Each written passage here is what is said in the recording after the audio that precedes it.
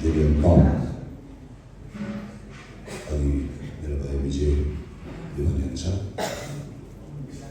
Base क्याम्पसम्म पुगेर सगरमाथा चढ्ने सिलसिलामा अगाडि बढिरहेको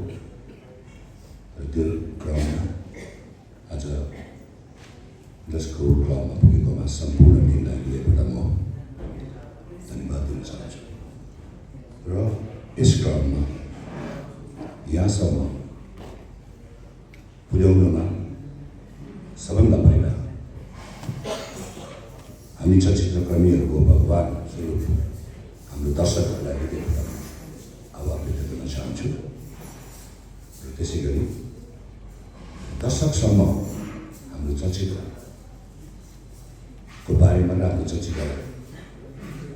बुझाइदिन दिनरात खट्नुहुने सम्पूर्ण चलचित्र पत्रकार साथी लगायत सम्पूर्ण अरू पत्रकारहरूलाई हृदयबाट म धन्यवाद ज्ञापन गर्न चाहन्छु, धन्यवाद दिन चाहन्छु। र अफकोर्स चलचित्रमा सबै टिमलाई पनि म शुभकामना र म खुसी व्यक्त गर्न चाहन्छु सबै टिमको मेहनतलाई र यतिवटा मैले भन्नै पर्ने कुरा म भन्न राख्न चाहन्छु कुनै पनि चलचित्र सफल हुनलाई अफकोर्स सबै टिमको हात त जरुर हुन्छ नै स्क्रिप्टदेखि स्टार्ट भएको हुने चलचित्र प्रदर्शन क्रमसम्मको क्रममा धेरै व्यक्तिहरूको हात हुन्छ र सबभन्दा पहिला चलचित्र त्यो सफल हुन्छ जस्तो मलाई लाग्छ जसको निर्मातामा हात हुन्छ त्यो निर्माता जसले जतिसुकै जेसुकै लागोस् जसरी खर्च गर्न परोस् गर्छु सिनेमा चाहिँ राम्रो बन्नुपर्छ है भन्ने निर्माताको अहम भूमिका हुन्छ यदि यस्तो निर्माता नभएर छिटो सिनेमा बनाउनुहोस् है चाँचाडो बनाउनुहोस् है पैसा कमाउनुपर्छ भन्न थाल्नुभयो भने त्यो कुनै सफल हुन्छ कुनै हुँदैन त्यसका लागि म सरोज नेपाली भाइलाई हृदयबाट यो चलचित्र सफल हुनमा उहाँलाई आभार व्यक्त गर्न चाहन्छु र अरू सबै उहाँसँग जोडिनु भएका निर्माताहरूलाई पनि म धन्यवाद दिन चाहन्छु त्यसै गरी अफकोर्स मैले भनिसकेँ क्याप्टेन आर्टिस्ट एभ्रीबडी र यो चलचित्र सफल हुनमा अर्को एउटा महत्त्वपूर्ण भूमिका पनि म थोरै राख्न चाहन्छु जेरी अन टप यहाँसम्म यो मेरो नजरमा सबैको आफ्नो दृष्टिकोणबाट मेरो नजरमा यो चलचित्र जेरी अन टपलाई अत्याधिक दर्शकले किन मन पराइदिनु होला भनेर कहिले काहीँ सोच त्यसको लागि सबभन्दा पहिला मेरो आँखामा झल्झली यो चलचित्रको क्यामेराम्यान दिलीप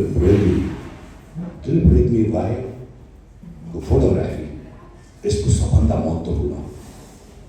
कति सुन्दर दृश्य कति राम्रो हिरोइनहरू कति राम्रो अभिनय देखाइदिने भाइ दिलीपलाई हृदयबाट मैले यहाँ सम्झिन चाहेँ उहाँले बम्बईमा हुनुहुन्छ त्यसपछि यो चलचित्रमा अर्को महत्त्वपूर्ण पार्ट मैले सम्झिन चाहेँ यसको VFX पार्ट जो हाम्रो अविनाश भाइ र टिमलाई जो नयाँ किसिमको VFX को पार्टमा कस्तो बन्ला त नेपाली चलचित्र कस्तो बनेर त्यो VFX चलचित्र बिगार्ने हो कि डुबाउने हो चलचित्र जेरी अन टप डुबाउने हो कि चल्ने हो भनेको मुख्य हातले VFX पार्टमा बढी फोकस त्यो भाइहरूले गरेको कामलाई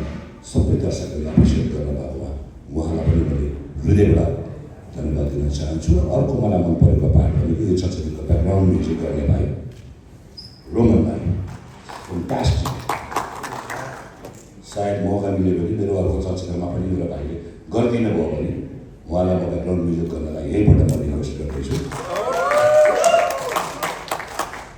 र यसो गरिकन चलचित्रको हाइप जेरी अन टपको सुरुमै हाइप कसले बनायो भन्दा मेरो नजरमा शाहिद खानलाई जसले ट्रेलर काट्नु उहाँलाई पनि म हृदयबाट बधाई दिन चाहन्छु र सम्पूर्ण टिमलाई बधाई दिन चाहन्छु। यतिखेर तपाईँहरू संसारभरि सरेर बस्नुभएका सम्पूर्ण दर्शक दाजुभाइ दिदीबहिनी बा आमा भाइ बहिनीहरूले सचिव जेरियन टप र जेरियन टपका सम्पूर्ण कलाकार र टेक्निसियन्सलाई यति धेरै माया बर्साइदिनु भएकोमा यो मायाको वर्षा सधैँ बर्साइदिनु होला भनेर थ्याङ्क यू भन्न चाहन्छु।